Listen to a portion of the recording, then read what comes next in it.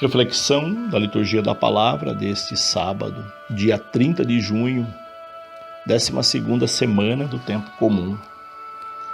Que Deus se compadece dos clamores de seu povo é o que nos mostram as leituras de hoje. Na primeira leitura encontramos os clamores e lamentações de um povo, de uma multidão de homens, mulheres e crianças. No Evangelho, o clamor de um homem, o oficial romano, que clama pelo seu empregado à beira da morte. Ambas as situações nos levam a refletir sobre os diferentes clamores de hoje, sobretudo as causas desses clamores. A primeira leitura mostra que os clamores vêm de um tempo de exílio, pessoas que choram, vítimas da miséria e do abandono, não de Deus, mas das suas autoridades, vítimas dos desmandos de pessoas que apenas queriam o poder para o enriquecimento ilícito. Essa situação não nos é muito estranha ou distante. Vivemos em um país supostamente rico, mas de pessoas muito pobres. Pobres em dois sentidos. O sentido literal, de pessoas que foram empobrecidas ou que sempre foram pobres por serem, desde o nascimento, vítimas das desigualdades e injustiças, e pessoas pobres de compromisso e amor ao próximo. Esse tipo de pobreza é o mais perigoso, porque gera as demais. Quando se colocam no poder pessoas com essa categoria de pobreza, elas empobrecem muitas outras, pois não governam com a preocupação do bem comum, como vimos entre os reis e governantes da primeira leitura, que tiveram a cidade sitiada e saqueada porque elas eram pessoas pobres de Deus, portanto, pobres de amor aos pobres. Quem tem fé, mesmo que pequena, consegue grandes coisas. O oficial romano demonstrou muita fé, mesmo não se achando digno de receber Jesus em sua casa. Para ele, bastava uma palavra de Jesus.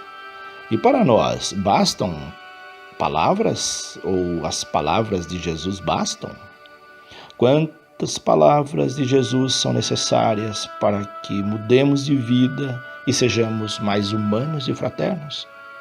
Ouvimos todos os dias a palavra de Deus, mas continuamos tendo os mesmos procedimentos. Onde está a fé que dizemos ter na sua palavra? O exemplo do oficial romano é fundamental para a nossa vida. Meditemos sobre ele para que não tenhamos mais tarde de lamentar as dores e os sofrimentos causados por nossa falta de fé e compromisso. Jesus, por meio da fé das pessoas carentes de graça que encontrou, pôde fazer milagres, como vemos no Evangelho de hoje. O oficial romano, um gentil, alcança a cura de seu empregado pela fé que depositou na pessoa de Jesus.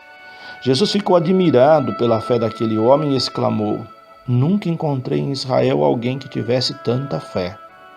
Não importa quem somos. O que importa é a fé que temos e professamos.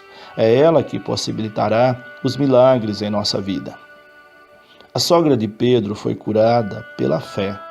Bastou que Jesus a tomasse pela mão e a febre desapareceu e ela ficou em pé e se pôs a servir.